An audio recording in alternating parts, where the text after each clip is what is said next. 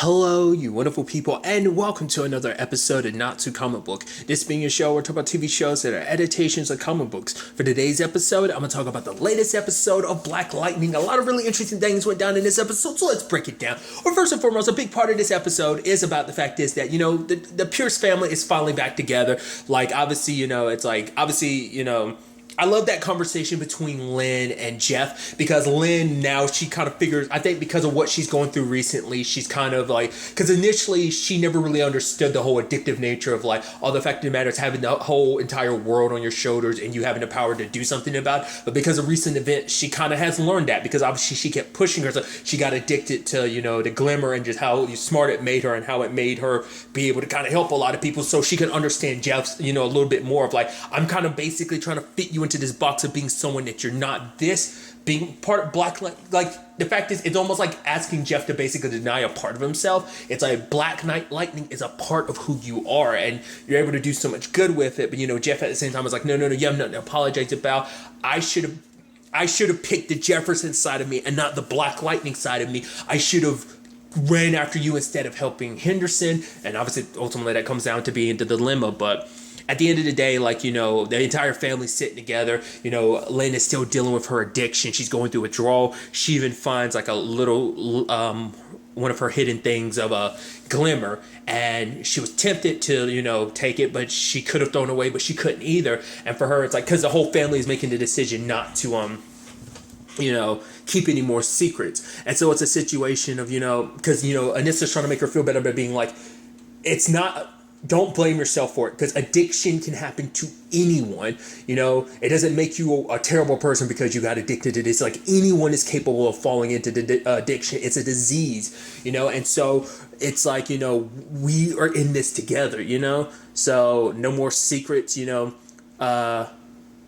Lynn ended up bringing up about her last slimmer of glimmer, and Jennifer destroyed it for her. Jennifer opens up about the fact is that she ended up killing people for, obviously Jeff knows about her working with the ASA, in particular with Odell, but obviously she's now informing Anissa and, Lynn about it.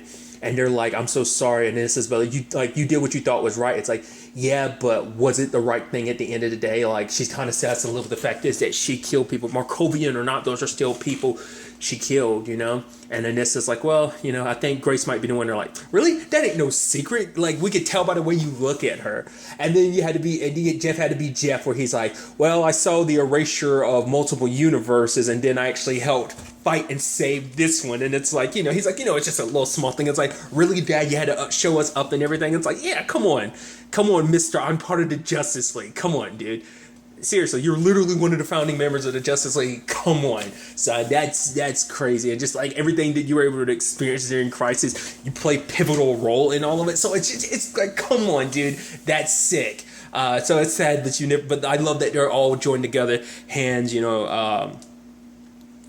saying grace over the food, and just, being able, because for them, it's because the whole conversation comes up again. Odell needs to go. I'm assuming that was a hologram. I doubt that was actually Odell, and I doubt he's stepping foot in Freeland again. But I'm sure that was a image of him from Gotham or no, because last time we checked, that was because that's originally where he's from and everything. But nevertheless, it is a situation of they still think Odell needs to go. Jennifer thinks that, and so does Anissa. But, because it's Odell basically almost destroyed their family with what he did. And it's they're not going to go down that route again, So that's going to be interesting to see where that kind of goes. Kind of on the more personal sides of things, you have Jennifer helping Brandon out because he wants to track down, Jace, but obviously Jennifer doesn't want him to find Jace, because it's the fact of the matter is, have you ever killed someone before? It stays with you, it changes you. So you don't want, I get you want to get revenge, but it's at the same time, you're not going to be getting justice for your mom. If it was in Markovia, maybe there could be an argument, but now we're back here in the States, it feels more like it'd be an execution. So what would be the justice behind that? So he just wants to talk to her, but he gets close to her, and she and Jace, being the unemotional person that she is, it's just oh, your mother, basically saying you should be grateful that I gave you these powers and stuff like that. It's because even Jennifer was telling her to shut up, but Jace just has no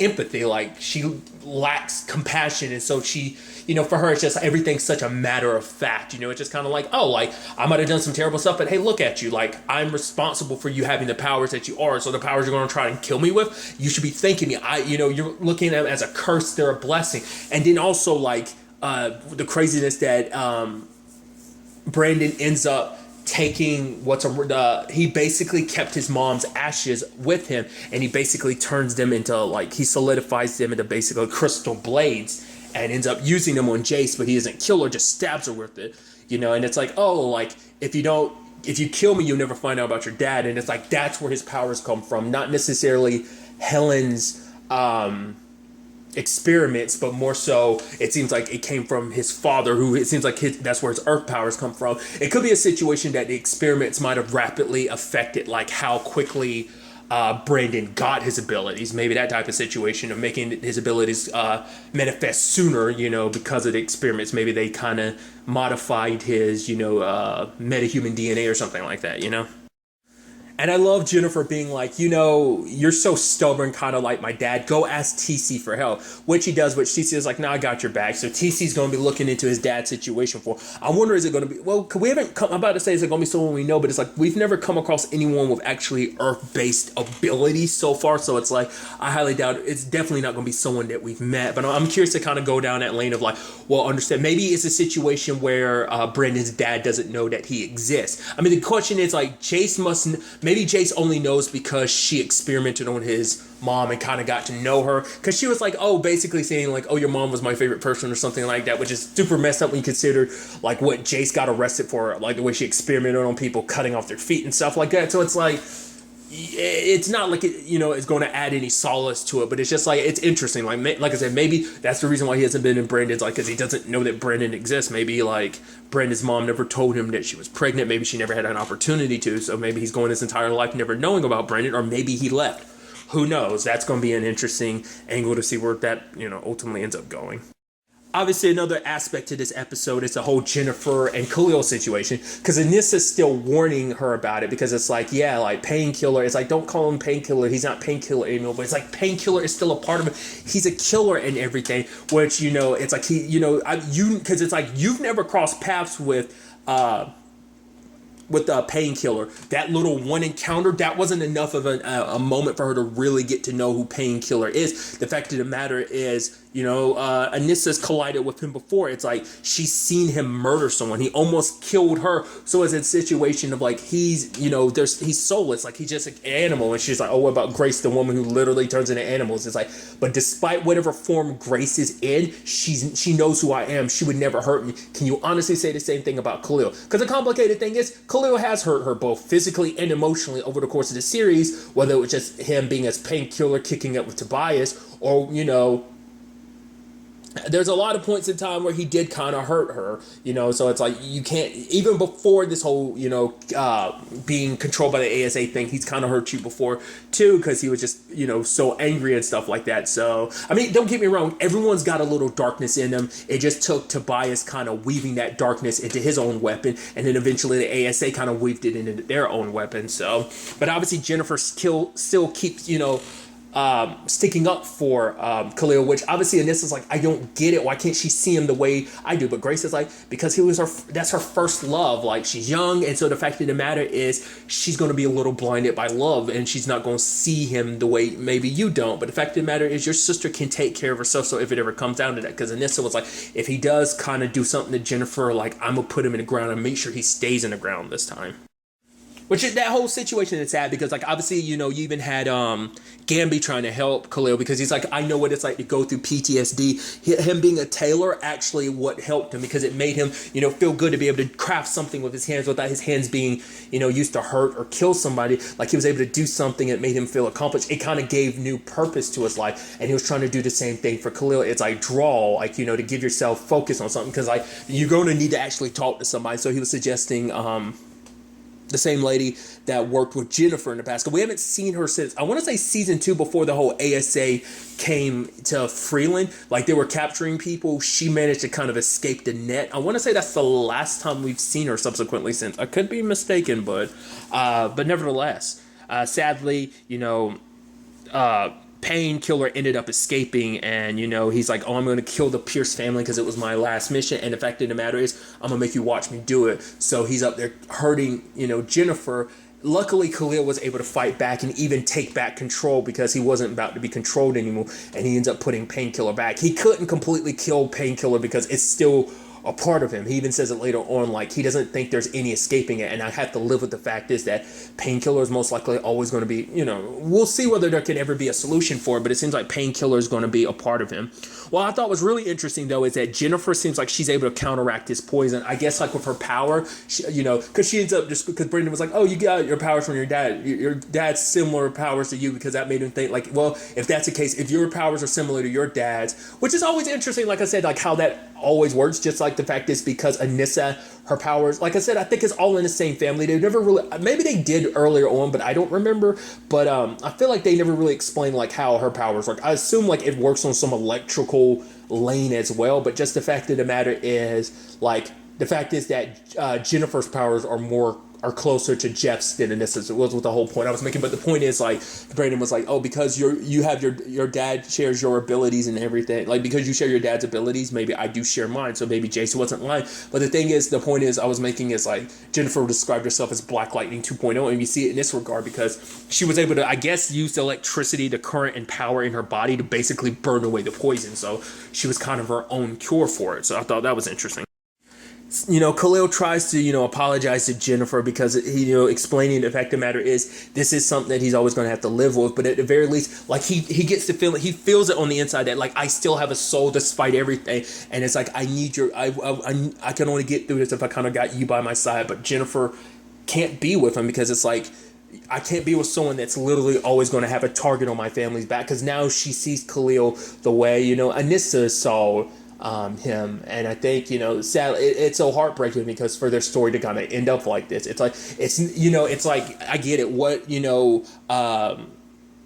Odell did to you is terrible, but the fact of the matter is I can't be with you. So she's like, I'll see you around Cologne, and he's like, no, you won't. So he's leaving, and who knows if he'll ever come back and what his story is going to end up looking like. I think he has to go on a journey of self-discovery, figuring out who he is, because he's no longer Painkiller, but for him it's like I'm not Khalil either. Especially Khalil died the moment I died, and obviously Painkiller was born the moment the ASA brought me back. So it's like, who am I beyond all of this? Like, that's something he's got to figure out for himself.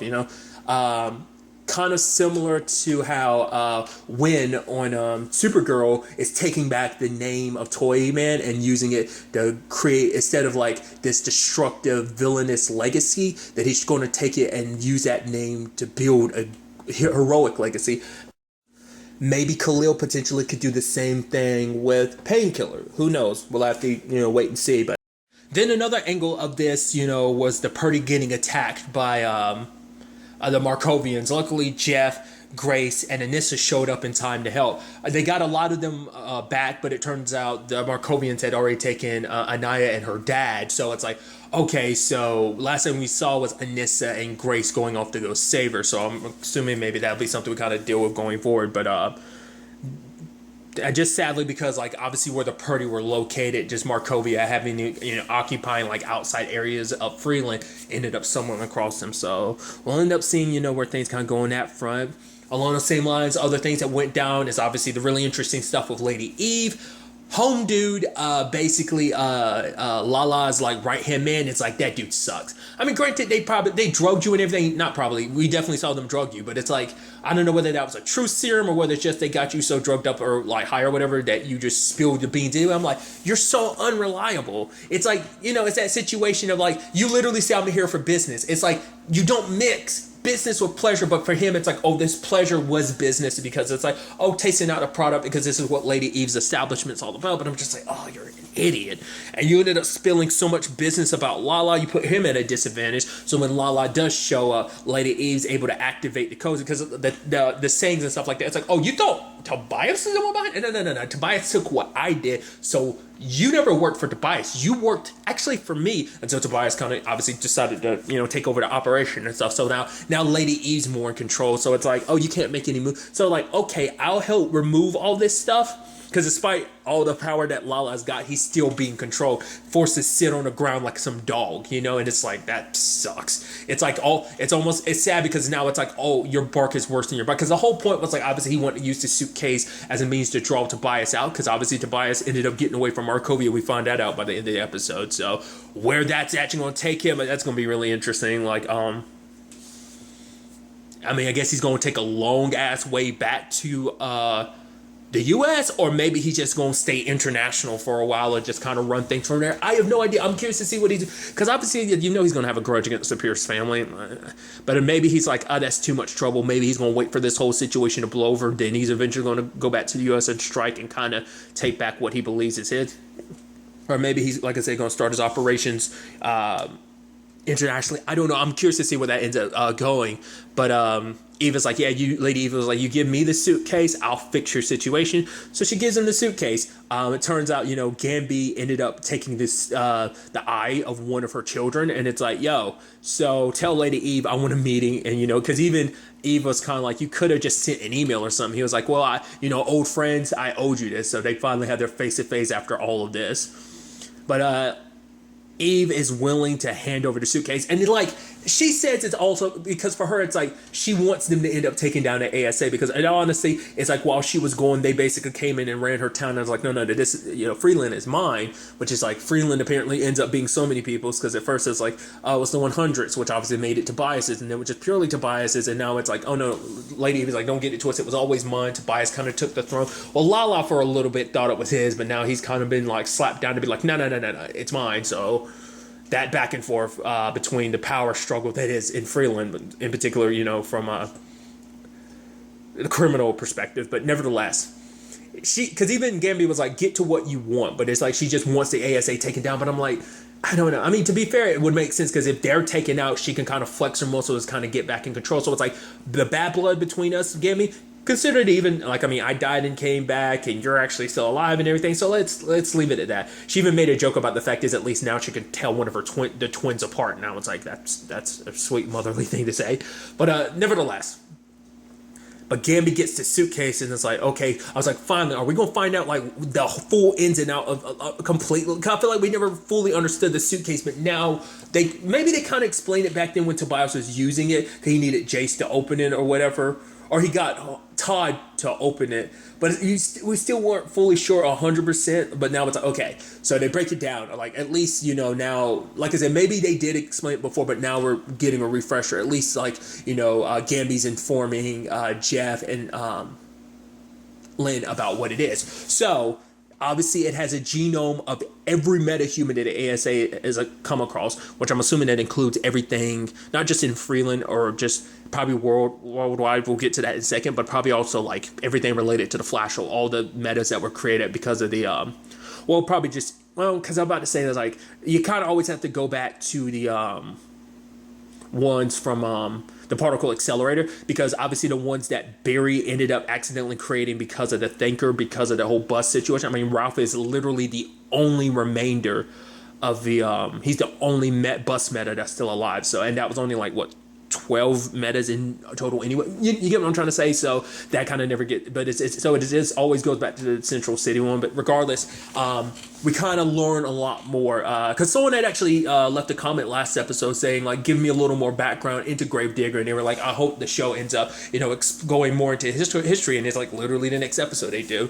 But basically, it turns out Gravedigger is very old. Like, the fact of the matter is, he dates back. He was a soldier in World War II, but because, being black, he wasn't treated with respect. And it's like, oh, he beat up some other soldiers. So it's like either be court-martialed or choose to be an experiment. Chose to be an experiment, and he became the U.S. government's major weapon. Because Gambi ends up explaining that basically the ASA's whole situation, this whole thing didn't just start with the ASA. It actually started with the U.S. government funding experiments and stuff like this in Markovia, because it was close to Russia, but at the same time it allowed it to be in a country where they weren't bound. They could do human experiments, so which is kind of messed up to know, like, oh, the U.S. government did that. We've kind of known that obviously the U.S. government's had a high-ranking aspect to it. It's not just like, oh, the ASA, some rogue secret government organization. We know that the president has ties to this, because that's what Odell's whole thing is, to keep people from finding out the president's involved, plausible deniability type of situation, keeping the president's name clean. But the fact is,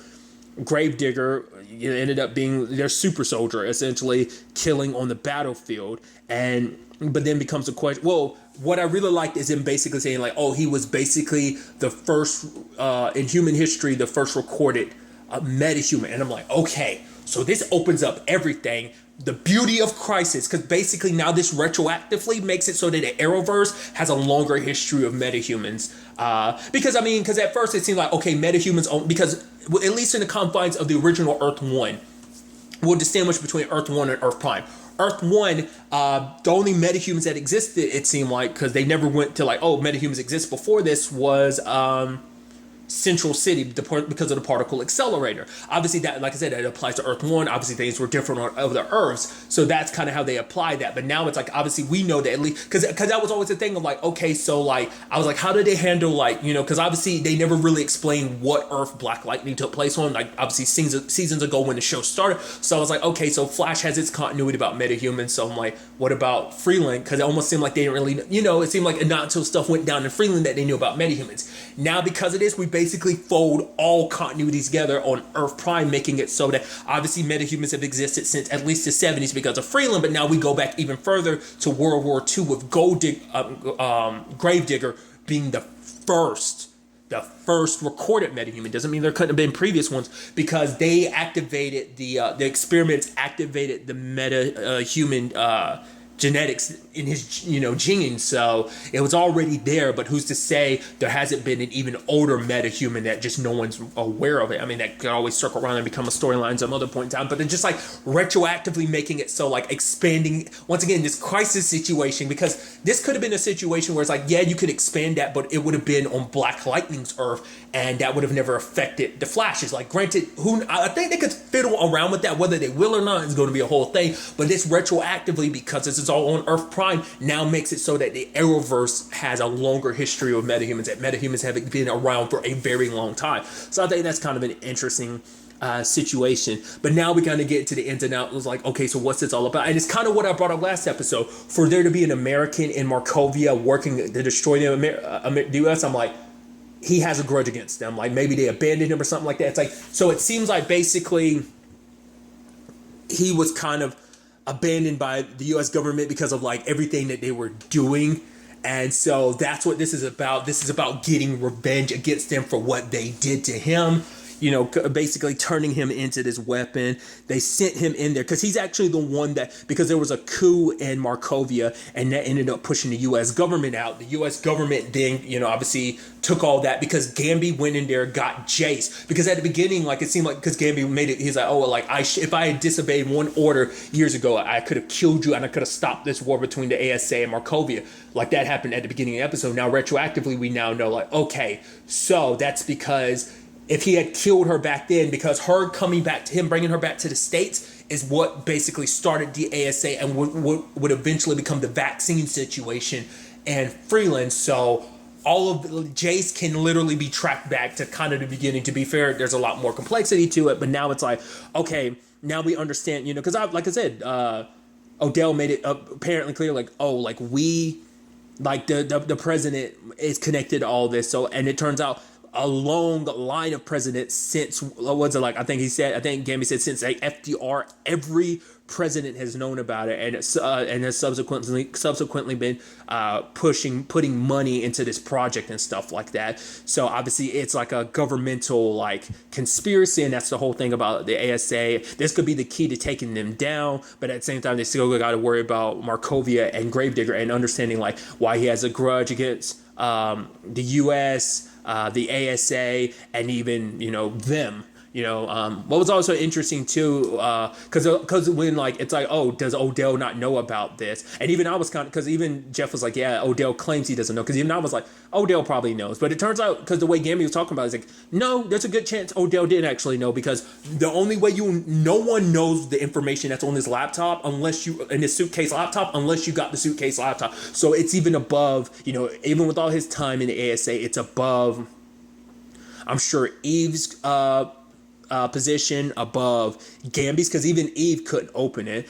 And Odell is probably above his pay grade too. You know, he knows some of the secrets, but even it seems like he kind of got left out in the dark. So basically, they're paying the price for some stuff that the government did years and years ago, and now it's just kind of like this whole metahuman thing has been going on for a long time, and the U.S. government hasn't just started it since the 70s. They've been doing it since then, because it turns out like because Gravedigger is no longer with them, they were never able to, like, they've been funneling all this money. Everything they've done in Freeland has been their attempt to recreate what made Gravedigger into the metahuman that he was. But now, because of the boosters that sadly Lynn ended up leaving, now he can basically get any metahuman's abilities, and we see him kill the Colonel at the end because it's like, oh, thank you for your service. And now Gravedigger's getting ready, you know, to wage war on the U.S. for everything that's happened to him. So some very, very interesting developments. I'm curious to see where all this ultimately ends up taking us going forward into the next episode. It's going to get crazy. But really, that's all I want to talk about. So the next time we meet, be happy, be safe, live life to the fullest, and enjoy it. Good day and goodbye.